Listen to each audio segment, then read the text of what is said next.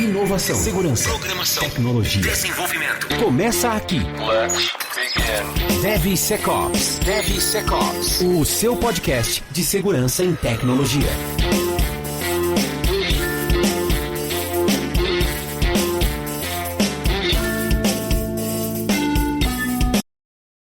E está começando mais um DevSecOps Podcast. Eu sou Cássio Pereira. Eu sou o Benhur. Sejam muito bem-vindos à nossa 8ª temporada, episódio de estreia da nossa nova temporada aqui do DevSecOps Podcast. Após 6 anos de podcast, divididos em algumas temporadas, estamos na 8ª temporada. Esse é o episódio 201, né? Grande marca, eu diria que é uma grande marca pessoal de ter chegado até aqui. Eu achei que ia desistir depois de 3, 4 episódios, falava, ficar gravando essa porra, não, enche o saco, não sei o quê. Mas estamos aqui, quase 200 horas e 6 anos depois, ainda, né, gravando o DevSecOps Podcast com mais uma temporada. Benhur, tudo certo? Tudo beleza? Sua alegria? Tudo bom. Assim, começando a entrada do outono, quase inverno aqui. E eu estou começando a entrada do verão. Na verdade, ainda é primavera, mas está chegando o verão já. Mas verão da Polônia é o quê? 15 graus? Eu também achava, cara. Mas é 33, 34. Ah, que legal, é bom. Só que aqui não é igual ao Brasil, né? Aqui o Brasil é mais úmido, eu diria, né? Literalmente tropical. Aqui não, então aqui o calor arde. É bem puxado mesmo, você sabe? Agora a primavera, por exemplo, já tá 25 graus, então já é aquele calor, já é um calor abafado. Mas enfim, é a época que todo mundo sai pra rua, né? Todo mundo literalmente sai de casa, né? Tipo os ursos hibernando no inverno, agora a gente sai pra tomar um pouco de sol. Bom, vamos lá, vamos começar essa temporada em grande estilo. Primeiro que tá sem o Marcos, já é um grande avanço. Não, tô zoando. Grande Marcos, nós amamos você. O Marcos é uma questão de agenda, horário, por isso que ele não tá aqui, mas tudo permanece como sempre. Vamos só lembrar que o DevSecOps Podcast, ele tem o suporte dos nossos parceiros. Deixa eu colocar aqui bonitinho, ó. Nova 8, né? A Nova 8, que é a distribuidora da Checkmarx e da Snyk no Brasil. Então, sabe com quem conversar, com quem, né? Quando você precisar de soluções sérias, né? Bate um papo lá com o pessoal da Nova 8. Não se esqueçam também da Purple Bird Security, que vai cuidar de você durante e depois de um incidente. Beleza? Deu dor de cabeça, deu dor de barriga, né? Pior ainda. Fala com a Purple Bird Security.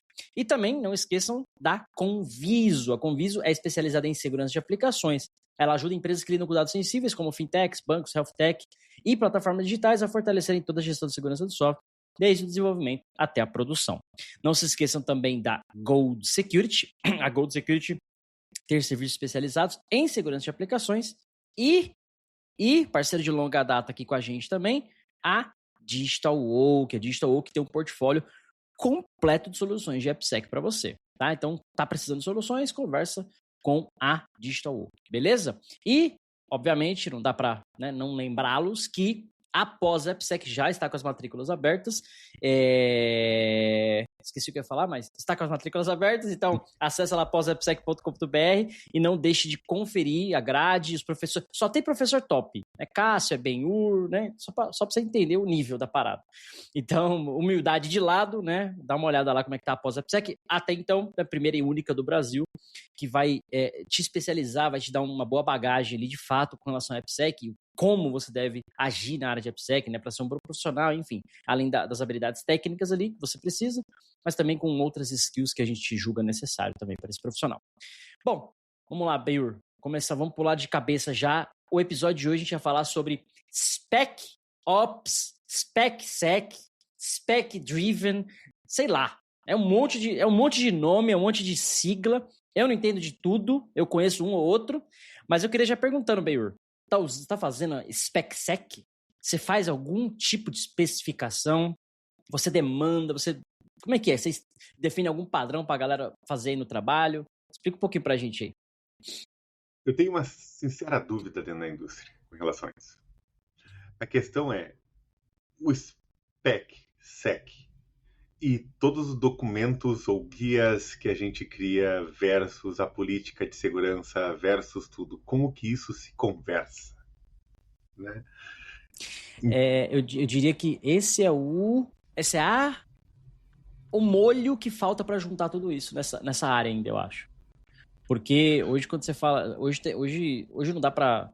Literalmente não dá mais pra falar que ninguém vibe coda. Todo mundo faz alguma coisa com IA pra codar, literalmente. Concorda? Sim, sem dúvida nenhuma. Boa. Então, dito isso, eu acho que quando você tem uma especificação muito boa, que é o que você faz com a IA, né? Quando você fala pra ela, cria aí pra mim, faz isso aqui pra mim, chamando num nível vibe coding bem genérico, né? Você manda, ela faz e segue a vida, sem de fato uma estruturação do que você está pedindo para ela. Aí sim a gente está falando de uma especificação decente. Mas pegando aí a sua pergunta e já devolvendo a bola para você, como é que você garante que uma ponta valida a outra, né? Como é que a especificação foi bem feita? Como é que eu reviso ela? Se a minha IA que fez a especificação, como é que eu mando ela mesmo revisar? Eu acho que é um grande ponto de partida, eu diria. Perfeito, porque assim, ó, quando a gente fala de especificação, por exemplo, né? A gente já vinha fazendo testes de software com alguns tipos de especificações, né? Existem alguns softwares, algumas tecnologias, por exemplo, que já permitiam que a gente fizesse definia as especificações em termos de negócio, né? Olha, dado o cliente tal, né? Then, given, when, né? As especificações em geral.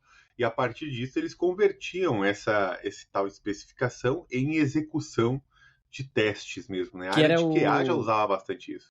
E que era se eu não me engano, eu usei uma época, uma empresa que eu trabalhei especificamente usava o BDD, que era o Behavior Driven Development. Então você especificava em formato de...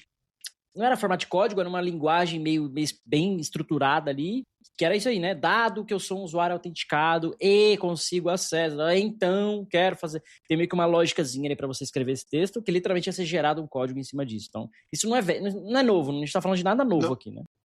Não, e se a gente for falar, uma das maiores preocupações que a gente tem em segurança com relação aos agentes de IA em geral é o behavior desses agentes de IA, né? Então, ou seja, o que eles estão fazendo, como eles estão se comportando, né? E a partir disso, o que eles podem fazer e não podem fazer, e esses behaviors a gente precisa controlar. Então, existem a parte conceitual do que eu não quero que eles façam, né? E tem alguns controles técnicos que eu não quero que eles façam. Por exemplo, digamos que eu vou ter um agente autônomo para lá no meu chatbot, tá? Cara, é impressionante. Se eu levantar a mão agora, pedir para todo mundo aqui levantar a mão, quem daqui botou na parte de especificação do comportamento do agente que ele não pode rodar um npm install quando ele estiver lá autônomo? Cara, 90% não colocou isso. 90% botou guardrail de prompt injection, 90% fez todo um esquema louco para deixar ele lá, 90% pegou e está analisando interação por interação do agente para ver o que ele está fazendo e está logando, está fazendo um castelo enorme, mas não está definindo uma especificação o que um agente pode fazer ou não pode fazer, né? Lembrando, eu nunca fui muito fã de definir deny lists, né? Porque sempre tem alguma coisa que o cara não pensou. Por exemplo, você não pode rodar um npm install, mas você pode criar um script Python que dentro dele roda um script que roda o npm install, entendeu? Sempre consegue fugir dele, então eu prefiro muito mais a low list do que deny list quando eu falo de agentes. Só que é o seguinte, agora, antes a gente tinha um problema muito grande com a especificação. A gente descrevia a especificação, olha, seu software tem que ter tal coisa, não pode ter tal coisa, blá, blá, blá, e tal, etc. E a gente olhava, sempre fazia a pergunta, ô Dev, tu leu a especificação? Tu lembrou de fazer isso? Tu pediu não sei o quê? Cabe. E agora, não, a gente tem uma habilidade, algo ótimo para a área de segurança agora, que é o agente, a gente pode colocar um one time lá na especificação do cara, entende? E a partir de agora, o agente vai seguir aquela especificação. Vou dar um exemplo. E isso, inclusive, está na pós-GPSec, tá? Boa. Por que eu não crio uma skill que antes de instalar qualquer dependência, ele tem que consultar lá a API do Google OSV para verificar se aquela biblioteca que eu vou instalar ou pensei em instalar pode ter um comportamento malicioso ou não. Entende? Então perceba que eu, por default, por eu deixar uma especificação, por exemplo, para ele, olha, você vai consultar essa skill aqui quando você instalar dependências. Por padrão, essa especificação leva ele a tomar a decisão correta que eu esperaria que todo desenvolvedor tomasse antes, por exemplo, ou que facilitaria o trabalho dele. Boa, e eu quis trazer esse tema para a gente começar essa temporada, porque ele é um tema relativamente muito novo, no sentido de IA, no sentido de agora você define uma skill, define uma política, uma regra, enfim. Mas, ao mesmo tempo, ele é a primeira coisa que surgiu lá quando começou a falar de desenvolvimento de software, cara, que é a simples, boa e velha especificação. Que, na minha época, você traduzia isso, ou vamos dizer assim, você materializava isso, sei lá, você tinha a famosa entrevista com o usuário. O que você precisa? Preciso de uma tela onde eu vou cadastrar os meus clientes e eu quero mandar e-mail para eles no dia do aniversário deles. Aí você já, peraí, então cadastro de clientes tem um nome. É pessoa jurídica? Fantasia, CNPJ, CPF. Ah, não precisa de dado sensível. Tá bom, então é nome sem fantasia, legal. Ah, você quer mandar um e-mail na data de aniversário, então você precisa saber a data de nascimento. Né? Não precisa saber necessariamente a idade, mas precisa saber a data de nascimento. Enfim, então você acaba sabendo a idade. Então você vê que nessa entrevista é onde o analista de sistema, bom e velho analista de sistema, enxergava como é que eu posso dizer? Não vou chamar de gap, mas os detalhes daquela necessidade ou daquela ideia e traduzia isso com as suas habilidades técnicas em uma especificação funcional. Que uma vez um desenvolvedor, um programador ia ler isso e implementar. Que também não é novo, que o GeneXus já fazia isso automaticamente, gerava código automaticamente, lá em 1800, né? Antes do Brasil, você descobriu 1500 já fazia essa porra. Então agora não é nada novo, a gente só ganhou uma escala muito forte. Então, basicamente, eu queria resumir que a spec é exatamente um caminho, um jeito, uma forma de você definir um contrato, uma regra, ou algumas regras ou restrições, como você falou muito bem, do que deve ser feito. Você... de uma certa forma, eu também não sou muito fã das blacklists, né, ou da deny list, mas você acaba especificando uma ou outra coisa que não pode acontecer. Por exemplo, eu estou trabalhando num aplicativo pessoal, né? Estou trabalhando num aplicativo aqui que eu quero ler os ingredientes de um rótulo, por exemplo, né? Então a IA vai ler aqueles ingredientes e me falar o que tem ali, se é ingrediente de verdade ou não. Por exemplo, tem alguma coisa artificial nesses ingredientes? Aí ela vê lá que tem, sei lá, água artificial. Tá escrito. Ah, não tem. Ela fala que tem água normal. Não, então não é, né? Ela não pode inferir coisas, ela não pode deduzir, ela tem que ler e interpretar aquilo do jeito que tá ali. Então, uma das regras que tem lá é não infira informações, não deduza informações, não, tá ligado? Tem que ter a fonte, tem que ter o jeito certo, etc, etc. Então, a spec é essa forma de você falar especificamente, né, o que você quer fazer, o que você quer que a IA faça para você, com restrições, regras e contratos. A ideia é que o resultado disso seja lá um código-fonte, uma validação, um teste, alguma coisa nesse sentido, né, que vai ser material aquilo, baseado naquilo que você especificou. Aí, a próxima pergunta para o nosso amigo Benhur. Como é que você enxerga isso do ponto de vista agora, eu preciso validar isso. Por quê? E aí eu vou fazer o advogado do diabo, né? Quando eu era dev, eu sempre testava o caminho feliz. Qual é o caminho feliz? Mandaram botar um campo na tela, clicar no botão, tem que aparecer a mensagem. Isso tá acontecendo? Tá. Tá feito. Terminei, não fala mais comigo. Mas... Commit push. Mas... botar o botão... O cara clicou 3 vezes no botão. O cara botou um conteúdo na tela que não era o esperado. Né? E aí, enfim, aí vem o caos que a gente já conhece. Eu, muitas vezes, de forma até inconsciente, validava o caminho feliz com medo de encontrar bug e falha. Né, quase que psicologicamente fugindo daqueles problemas que eu sei que estariam ali inevitavelmente. Mas talvez por uma questão de pressa, talvez uma questão de conclusão da tarefa, etc, etc, etc. A IA também não corre esse risco? O que você acha? Você acha que ela, tá aqui a especificação, faz aí pra mim. Agora que você terminou, valida se o que você fez está exatamente igual à especificação. Corre o risco dela, sabe? Sim, mas sendo tanto que hoje... dos principais casos de uso da orquestração de agentes, né, de multiagentes, é justamente separar um pouco eles para que eles não cometam o erro de fazerem o que eles são desenhados para fazer. Aí onde está uma outra coisa. Porque, olha só, um agente, e tem alguns estudos específicos sobre isso, ele é feito, o objetivo dele é que ele consiga fazer o que você pediu. Né? Tipo Pluribus, você está assistindo Pluribus lá na Amazon, na Apple TV? Não tá assistindo essa porra? Mano, só um resumo. Um vírus invadiu a Terra, infectou todas as pessoas, só 12 pessoas não foram infectadas. Basicamente, o planeta inteiro é infectado, então as pessoas passam a agir como se elas fossem uma só. O conhecimento agora é dividido em todo mundo sabe de tudo. Você toma um tiro, todo mundo vai sentir a dor. É uma parada absurda, só que esses 12 que não foram infectados, eles não querem. Então, é uma treta pra desinfectar e tal.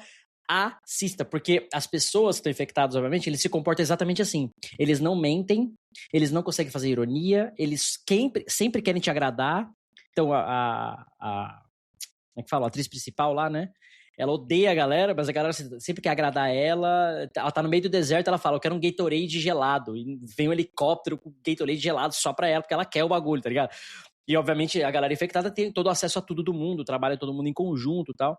Mas, enfim, só um parênteses nisso que você tá falando. Tá na Apple TV, Pluribus, primeira temporada. Tá em pausa agora, daqui a pouco vem a segunda. Tô fazendo propaganda pros caras. Porque assim, ó. Aí ela vai fazer o que você quer. Tá? Então, quando você pedir para ela chegar em certo nível, para ela atingir certo objetivo, cria um script para mim. Aconteceu ontem para mim.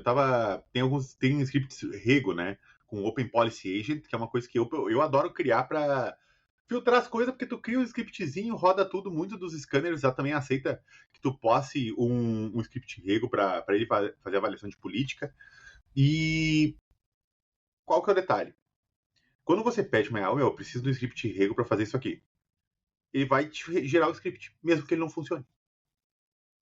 Mas eu quero que ele faça só alguma coisa específica para mim aqui, de procurar por, dependências só as primárias.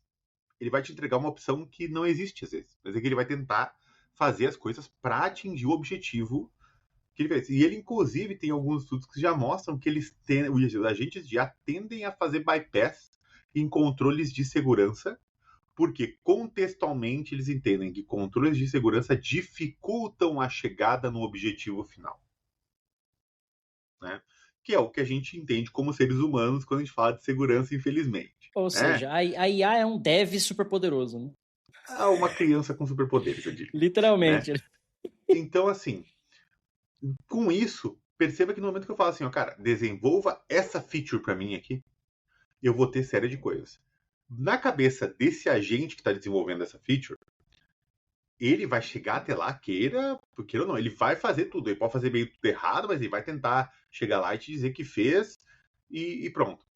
Só que quando você começa a colocar restrições para ele, né, ele tende a... Se aquela restrição está impactando muito na tomada de decisão dele para chegar no resultado, ele pode vir a fazer um bypass. Vou dar um dos principais exemplos que tem. Aconteceu agora, né? Aquele agente que detonou a base de produção inteira daquela outra empresa, né? Então, assim, se o agente tentar rodar uma query e ele não conseguir, ele pode levar a loucura de dizer, opa, minha query não funcionou. Então o desenho do banco está errado. Deixa eu dropar o banco e fazer outro para poder criar no modelo certo. Pra Isso pode acontecer. Exato. Entendeu? Então, no momento que eu crio um modelo de multi-agentes, por exemplo, eu tenho um agente que o objetivo dele é valide se coisa X é Y, Z. Perceba que esse agente ele já vem com a cabeça, não, eu preciso chegar nesse objetivo. Então, ele já vem com o contexto mais livre. Né? Ele é um agente... Eu fiz uma skill aqui, pessoal, quando eu tô fazendo as coisas, que é um agente contraditório. Eu falo, sempre me questione, sempre duvide do que eu tô te pedindo, sempre faço... Eu falei fazer questione se B ou C não seria melhor, etc, etc, justamente porque às vezes eu tô num pensamento de fluxo muito forte em alguma coisa, e às vezes ele vai entrar no mesmo fluxo, né? Você tá jogando ali a parada, ele vai... E eu tinha feito um exemplo que era assim, por exemplo, você tem uma especificação, uma spec, vamos dizer assim, que diz o seguinte, toda API, qualquer endpoint, toda API que eu tiver nessa base, nesse código, nesse repositório, tem que ter uma authorization baseada em role, por exemplo, em permissões e tudo mais. Perfeito. Toda vez que tiver um pull request, toda vez que tiver um novo commit de um dev, alguém no time, o meu próprio, etc, etc, etc, vai ter uma validação contra essa spec. Então, se tiver um endpointzão lá puro, sem nenhum authorization, sem authorization para fazer a parte de roles, né, de permissão, ele vai dropar por padrão. Não é uma vulnerabilidade, não é um problema de, né? Mas assim, ó, eu especifiquei que eu quero dessa forma. Então você criou algo agora, ou a própria IA, né? Criou algo que quando você foi validar com aquela especificação que eu tinha definido, opa, não deu match. Então vai falhar, vai quebrar, vai, né, enfim, parar o pull request, o que quer que seja, porque aquilo viola uma especificação que eu mesmo defini. Eu não lembro se você assistiu aquele filme O Eu, Robô, do Will Smith. Sim. Uhum. Eu não lembro agora exatamente quais eram, mas todos os robôs tinham as 3 leis bases. As leis de Moore, se não me engano. A vida, não sei o quê, tinha uma parada assim. É que não pode desobedecer o seu humano. Não pode desobedecer, não pode matar. Sempre tem que priorizar, salvar a vida de um humano, detrimento de qualquer outra coisa, né? Tinha as 3 leis lá, que eram leis perfeitas, uma sobrepõe a outra, tal. Porque toda a treta do Will Smith no filme é porque, acho que ele sofreu um acidente de carro no começo, e o robô salvou ele em vez de salvar uma criança que estava junto com ele, ou era a filha dele, alguma coisa assim. Porque o robô calculou a probabilidade de salvar. A criança tinha uma probabilidade muito mais baixa de ser salva, e ele tinha uma probabilidade mais alta. Mas o robô não considerou a idade, né? Uma pessoa mais nova, uma pessoa mais velha. Ele se sacrificaria para salvar a filha, o robô não pensa dessa forma, né? Enfim, então uma série de conflitos, né, que o filme vai desenrolar, mas acho que essa ideia de usar uma especificação, de ter uma spec padrão, vamos dizer assim, default, ajuda nessa construção como um todo, nesse mundo de IA como um todo. Aí agora a gente vou trazer a conversa para o nosso lado de AppSec. Como você enxergaria esse mundo perfeito de que todo mundo agora sabe fazer uma especificação decente, que a gente nunca soube, né? A gente nunca sabe pedir o que a gente quer, como ser humano, né? E como é que a gente traz isso para os times de desenvolvimento agora? Que estão ainda codando, que estão usando IA, enfim, mas como é que a gente traz isso para os times e fala, olha, vamos começar a criar specs, ou SpecSec, né? Especificações de segurança para os seus agentes, para os seus prompts, para o que quer que seja, para que o que quer que você vá construir tenha esse mínimo. Por exemplo, não estou nem falando de vulnerabilidade. Tem aqui o ASP SVS lá, level 2, por exemplo. Né? Tem aqui os requisitos da ISO 27000 e tantas, que eu quero que tem que ser implementado. Não posso violar um PCI. Então eu posso ter specs, por exemplo, nesse nível. Como é que você enxerga isso aí? Eu já vou falando e dando spoiler, né? Como é que você vê isso aí, Ber? Vamos separar em 2 questões ali. Uma é durante o desenvolvimento e outra é pós-desenvolvimento, né, numa revisão específica, tá? O que a gente acaba vendo, assim? Nós temos lado bom e lado ruim, né? Nunca vem fácil as coisas, tá? A gente hoje consegue definir, por exemplo, um Markdown ou uma grande quantidade de ferramentas, né? A gente tem MCPs, a gente tem skills. Tem aí uma briga no mundo se MCPs vão continuar vivos ou não, ou se vai ser feita APIs, CLIs e vai ser criado skills em cima, né? Existe isso aí ainda. Mas a maior questão que a gente vê hoje é o seguinte: a gente quer criar especificações de segurança, queremos que os agentes já utilizem automaticamente as especificações de segurança, né? Só que nós temos um problema de contexto. Porque da mesma forma que a gente quer a especificação de segurança, a arquitetura quer a especificação de X. A área de compliance quer a especificação de Y. A área de qualidade quer a especificação... Entende? Todo mundo quer um pouco de especificação. Em determinado momento, a gente pode ter um problema de contexto com relação a isso. Então, por exemplo, olha, meu código está ficando muito ruim porque meu agente de IA está perdendo o contexto porque eu estou com um monte de coisa pendurada no contexto do agente, né? Então, no mundo perfeito, são 2 coisas. Aquilo que segurança, na minha visão, nunca quer que aconteça durante o desenvolvimento. Por exemplo, eu nunca quero que alguém instale uma dependência maliciosa durante o desenvolvimento, né?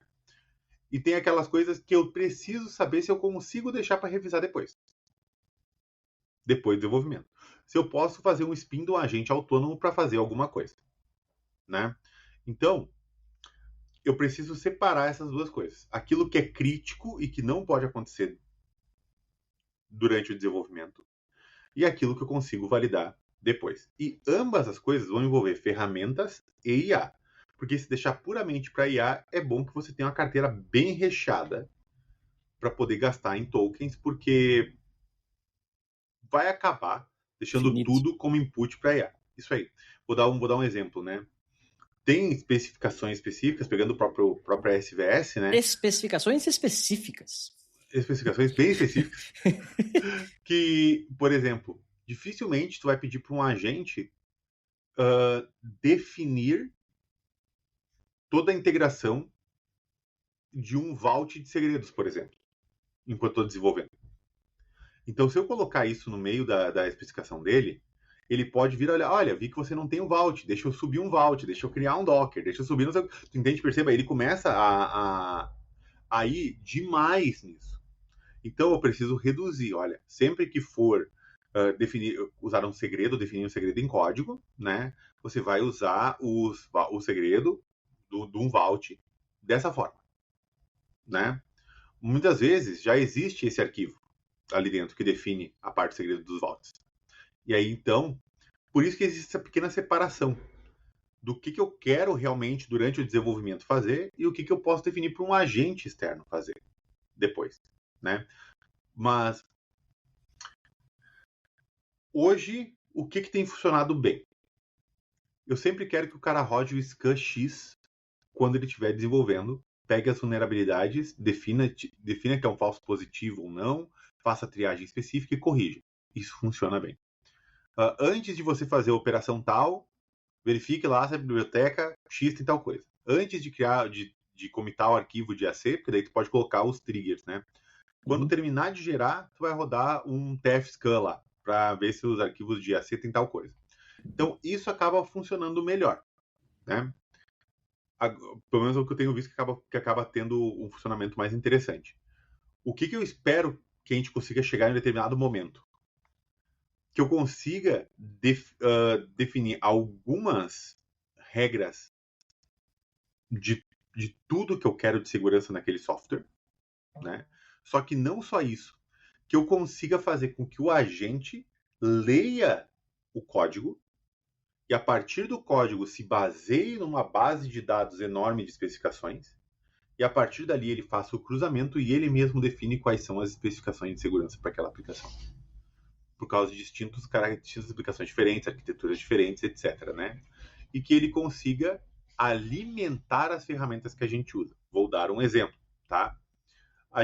Se eu quero rodar um teste automatizado dentro daquela aplicação com ela em execução, né? Que eu consiga gerar o teste lendo quais são as APIs daquela aplicação por ler aquela aplicação. Entende? E eu separar isso em agentes para fases. Boa. DevSecOps. Eu acho que tem uma parada forte nesse tema que a gente precisa explorar, que é o seguinte. Acho que a gente já entendeu isso, né? Pô, beleza, eu tenho uma especificação muito bem feita, a IA, o meu agente, etc, vão executar isso, eu consigo validar isso de uma forma importante. Por quê? Como que era o mundo antes, né? Você tinha um PO que escrevia lá as histórias, alguém ia ler aquilo e implementar. Chegou lá no QA, achou um bug. Um bug naquela implementação, mas que levou o próprio time a entender que, poxa, pera, a especificação muda. Sei lá, olha, era para clicar no botão e enviar o e-mail. Aí o cara, na verdade eu cliquei no botão e enviou o e-mail, mas não recarregou a tela. Por exemplo, né? E aí o QA vai lá e fala isso, fala, putz, aí o PO entende que no produto, na verdade, como um todo, toda vez que envia o e-mail, carrega a tela. Sei lá, um exemplo, né? Às vezes, esse cenário que muda lá no QA não muda na especificação. A história vai ficar escrita com a versão original ainda. Olha, preciso de uma tela que aperta o botão e leva o e-mail. Não que precisa recarregar a tela todas as vezes, entende? Exemplo bem esdrúxulo aqui. Ou seja, essa especificação, essa história, o que é que seja que esteja ali, virou um arquivo, virou algo morto. Virou história. A realidade daquele software é o que está no código executando. Ou não executando necessariamente, mas pronto para ser executado, né? Então, a especificação, ou como na minha época, né? Tô muito velho. Na minha época, a documentação era sempre morta. Ela nunca refletia a realidade do software. O código era completamente diferente, mudava a cada hora, a própria feature, etc. A documentação era só um guia inicial de que alguém teve uma ideia mais ou menos naquele sentido. Já nascia legado, né? Já nascia legado. Ponto.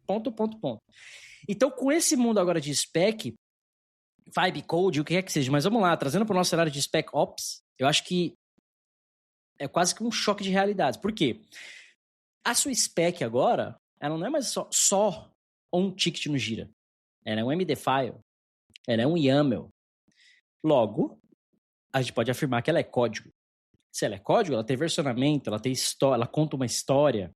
Então, ontem a minha spec era faça A. Hoje a minha spec é faça A e B. E no meu código está exatamente faça A e B. Mas um dia foi faça A. Então, você veja que num nível de segurança, compliance, auditoria, tudo isso se conecta. Porque eu tenho um arquivo, vou chamar de arquivo, né? Uma especificação, literalmente, que diz o que eu quero que seja feito, o que precisa ser feito. Um código que reflete essa realidade e, caso alterado esse código, evoluído, o que é que seja, a minha especificação se mantém atualizada também. Porque é vice-versa. Me fala, o caminho de mão dupla, né? Então, do mesmo jeito que a minha IA faz uma geração, cara, assim, é quase que 99,9% das vezes. ChatGPT, preciso que faça isso, isso e isso. Aí ele faz. Aí no final, se quiser deixar isso ainda mais foda profissional, ultra premium, faça A, B, C, D. Aí, caramba, não tinha pensado nisso. Pô, faz, quero, né? Mas você vê que a minha ideia inicial já era. Ainda ela ainda é a base de tudo, mas a nível de funcionalidade, já foi aquilo. Então, essa evolução como um todo, usando SecOps, vamos dizer assim, permite os times, a empresa como um todo, a ter uma história de um produto.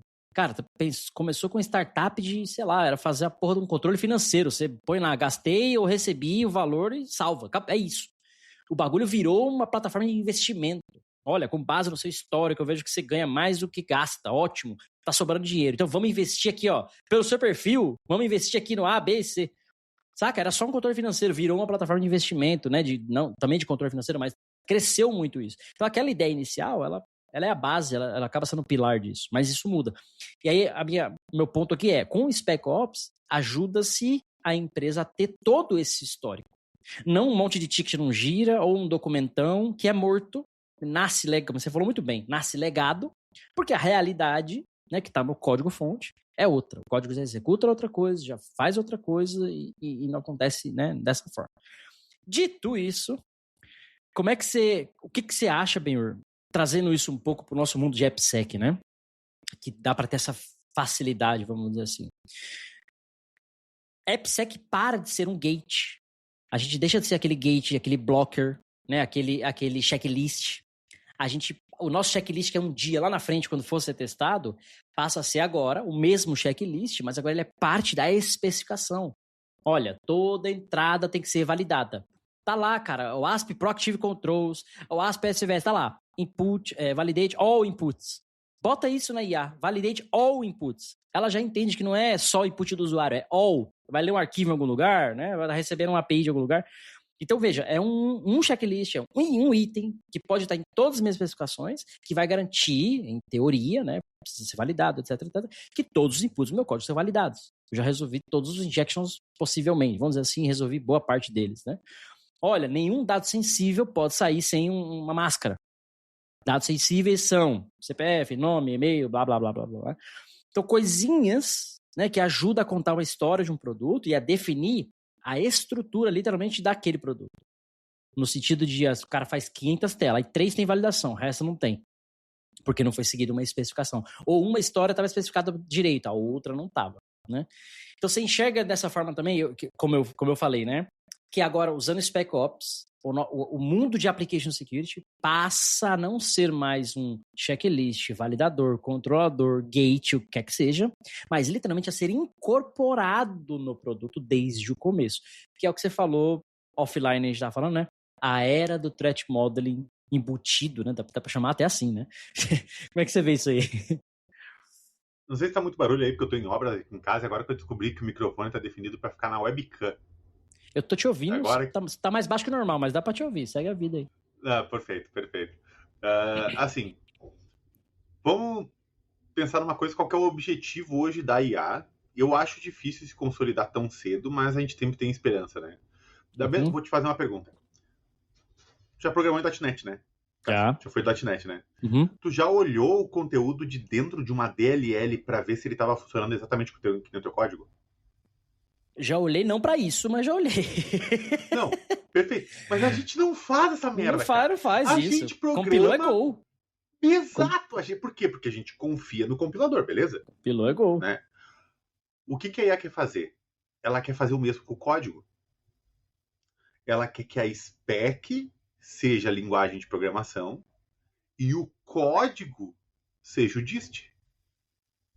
Entende? E a partir daí, a ideia é tu não olhar o código mais. É tu confiar na IA e é o código dela ser a verdade, da mesma forma que a gente não olha o binário do code que é gerado, como a gente não olha o dist lá do JavaScript minificado que foi gerado, entendeu? Então, aconteceu o edge case que a gente precisou olhar a minificação porque deu um problema de minificação? Aconteceu. Mas são raríssimos os casos que vai fazer. Raríssimos, cara. O objetivo da IA lá no final do jogo é tentar ser isso aqui. Obviamente ainda não é possível, né, nos dias de hoje, né? Mas esse é o objetivo. Então a gente está vendo que o nível de, olha, eu confio, ele está subindo nessa escala. E ele chegou na especificação. Eu descrevo muito bem a especificação, eu confio no software que é gerado, que é o objetivo da IA. A gente pode estar muito longe de conseguir isso, mas é o objetivo que a gente tem aí a longo prazo, né? Então, sim, concordo 100%, por quê? Hoje, em teoria, se você fosse mexer no código, você faria ajustes finos, tipo, cara, não gostei do nome dessa classe, vou dar um outro nome de classe, vou colocar aqui agora, se você mudar uma regra do seu código, aqui faltou um if para verificar tal coisa, spec. Tem que ter o spec, né? A única questão é que hoje a gente trabalha ainda com specs muito grandes. É como se você tirasse de bazuca, né? Tipo assim, ó, eu faço uma spec e eu quero que ela gere muita coisa. A gente ainda não acertou muito no tamanho da spec. Tipo, olha, a minha spec ela tem que ser assim e daí ela vai implementar uma outra spec, que a outra spec também é assim. E aí que vai implementar uma outra spec, que também é assim, entende? Da mesma forma como a gente tem arquitetura de arquivos, classes, pastas, domain, service, não sei o quê, ainda vai existir essa arquitetura de specs. Tá? Olha, suas specs têm que estar nessa arquitetura aqui para ela poder implementar corretamente o software, entendeu? Sabe? Então, vou te dar um exemplo. Todo mundo colocava especificações... Hoje não tem um padrão disso, né? Hoje exato, mas faz um YAML aí, faz um MD file da vida e foda-se, mas não tem um padrão. E não sei nem se vale a pena inventar, porque muda tanto. Se alguém dedicar uma vida para implementar aquilo, 6 meses depois, 3 meses depois, acabou. Mudou. Por exemplo, não existia skills 6 meses atrás. Entendeu? É verdade. Então a spec ia levar tudo em consideração MCPs, daqui a pouquinho veio a skill, tu muda a spec inteira. Né?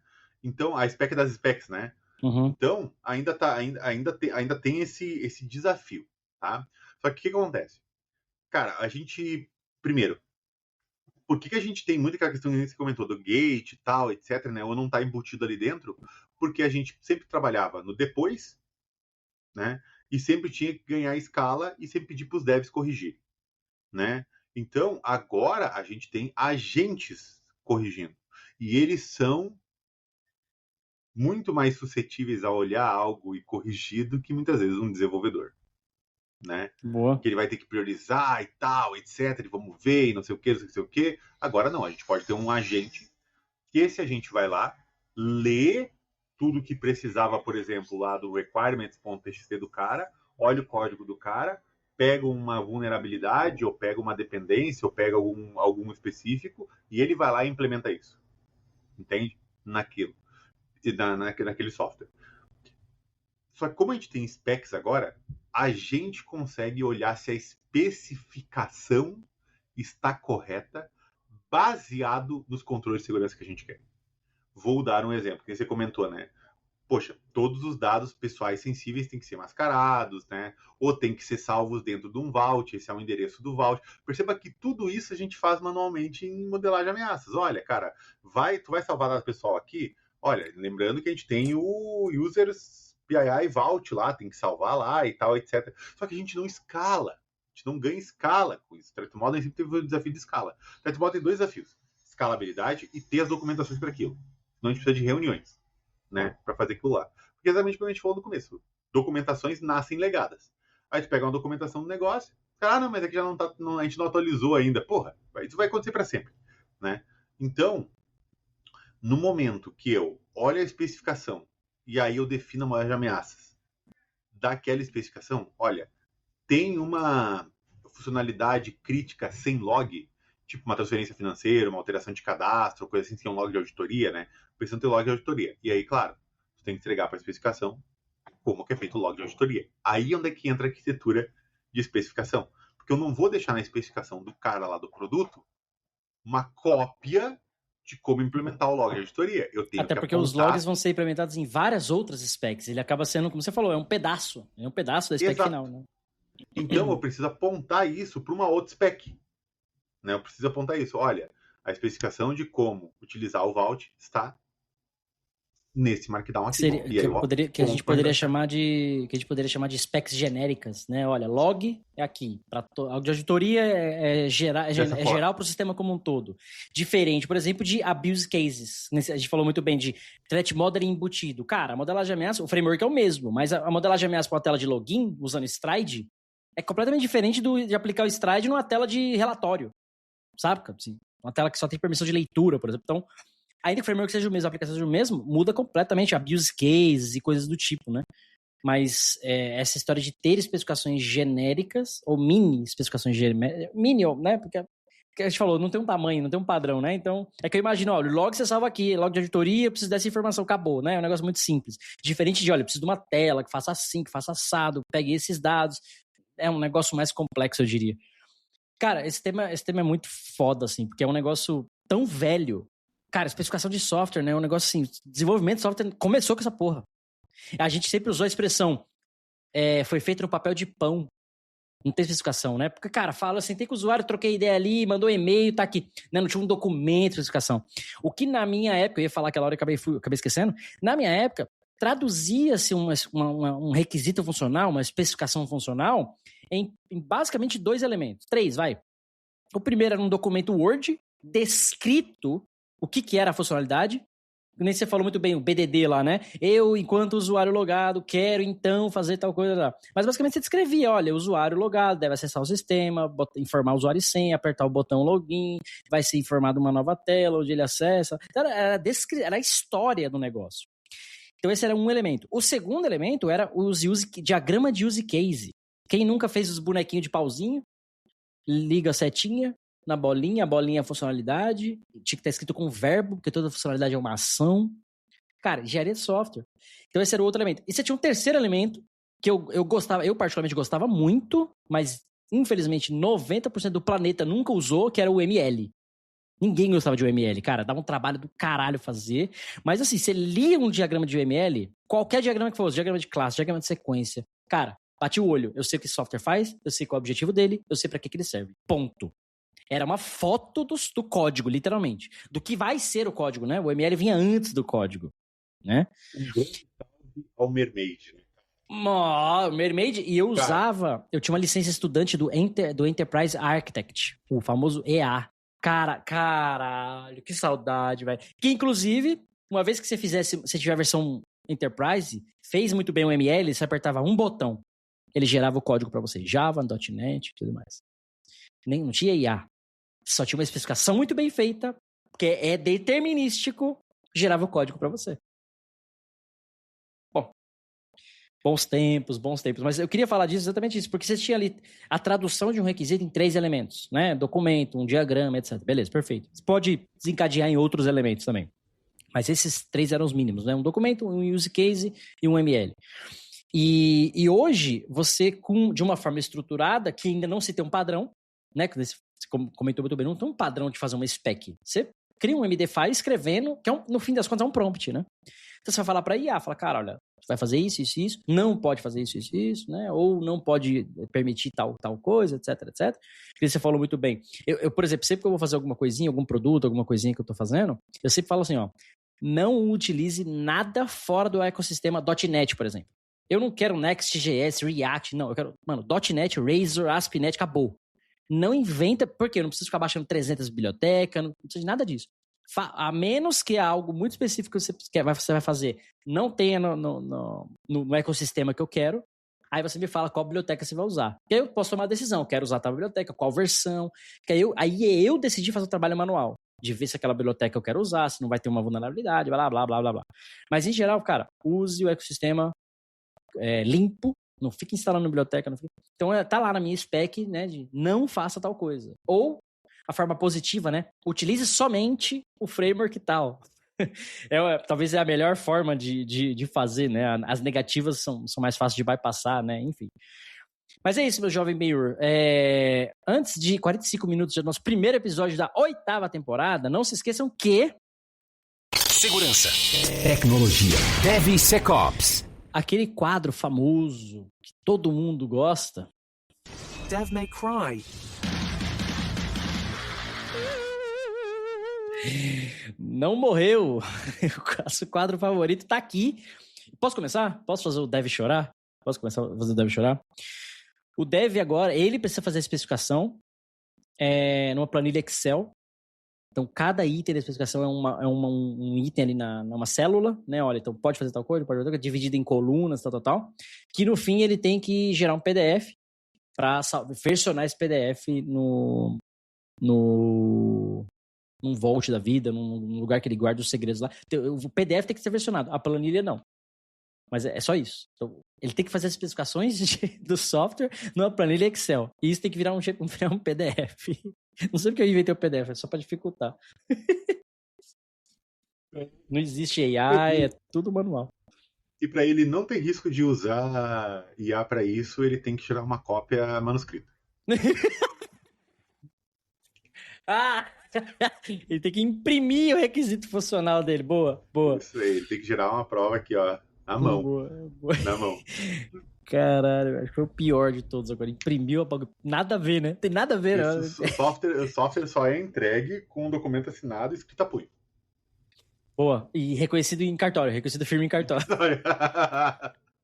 Não vale blockchain, nada disso. Tem que ir lá no cartório reconhecer a assinatura. No cartório. Da Lourdes. Tem que encontrar a Lourdes, se não tiver o cara de Lourdes, não vale. Caralho, velho. Puta que pariu. Boa, cara. Campeão, a gente foi campeão de todos que a gente fez até hoje, né? Pô, imprimir um negócio e fazer reconhecimento de firma, né? Reconhecimento de firma no cartório.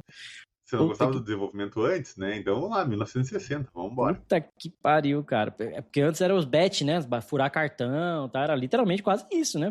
Desenvolvimento de software. Hoje o cara aperta um botão. Tempo que tu tinha que documentar realmente as coisas, né? Porque tu não tinha muito nem recurso financeiro, caso desse errado, né? Não. Lá, imagina, tu perdesse uma peça do computador cada vez que tu errasse o código, imagina. Isso é louco. E só pra finalizar esse Dev May Cry de hoje, a cópia física, né, que imprimiu e reconheceu firma, tem que estar numa caixa arquivo. Lembra daquelas caixas arquivos? Umas caixas, né, que você guarda lá dentro de uma pasta e tem que estar numa sala física. Aí a sala física tem que ter segurança, né? Biometria, cadeado, bonitinho. Mas tem que estar guardado físico lá, a cópia física. Porque tá autenticado firma, né? Então, uma auditoria, alguma coisa precisa validar, né? Bom, pessoal, acho que era isso que a gente queria trazer para vocês hoje, né? Olhar para esse mundo aí de spec-driven, spec-ops, spec, uma especificação bem específica de como, de fato, desenvolver o mundo de hoje, né? Acho que tudo tem evoluído muito rápido. Amanhã pode ser que nem seja mais isso que a gente está falando aqui, literalmente amanhã, mas ainda a gente vê essa tendência, né, de uma especificação muito forte, porque hoje praticamente tudo se baseia num prompt, né? Então, quando a gente fala de uma especificação, a gente está falando de um prompt, mas já pré-estabelecido, né, de acordo ali com as diretrizes da sua empresa. Pode ser que você trabalhe num hospital e você tenha lá o RIPA, né? Como que é a RIPA internacional, RIPA, né? O compliance. HIPPA, se eu não me engano. Pode ser que você trabalhe num banco. uma coisa assim, eu sempre esqueço. Pode ser que você trabalhe num banco, você tenha lá a norma do Bacen ou um PCI da vida, enfim. Então, são normas que não vão mudar, né? Tem que ser feitas, já são especificações do seu dia a dia. Você já tem que seguir essas normas, né, de uma maneira geral. E eu queria até trazer um outro detalhe, né, Binho? Que pouca gente toca nisso, né? Lei Geral da Proteção de Dados, Lei Carolina Dickmann, Marco Civil da Internet. Tá cheio de lei que a gente tem que seguir. E lei, assim, tem que fazer, meu jovem. Não tem opção. Guardar log, por exemplo, por 6 meses ou por 1 ano, né? Então, assim, são leis. Tem que estar. Todo software tem que ter isso, né? De uma maneira bem, bem macro, né? Então, lei não muda... Bom, no Brasil não dá para falar tanto, mas lei não muda todo dia. Mas são especificações, eu diria que são especificações que você tem que seguir, né? Além dos compliance, leis, etc. E aí coisas mais específicas da sua empresa, beleza? Mas fechou. Primeiro episódio da 8ª temporada, que já melhorou bastante, porque o Marcos já não começou. Eu já diria que já cara, evoluímos muito. Marcão, um beijo. Esperamos você aqui no próximo episódio. Eu sou o Cássio Pereira. Eu sou o Benhur. E nos vemos na semana que vem. Valeu, pessoal. Um abraço. Termina aqui DevSecOps, o seu podcast de segurança em tecnologia.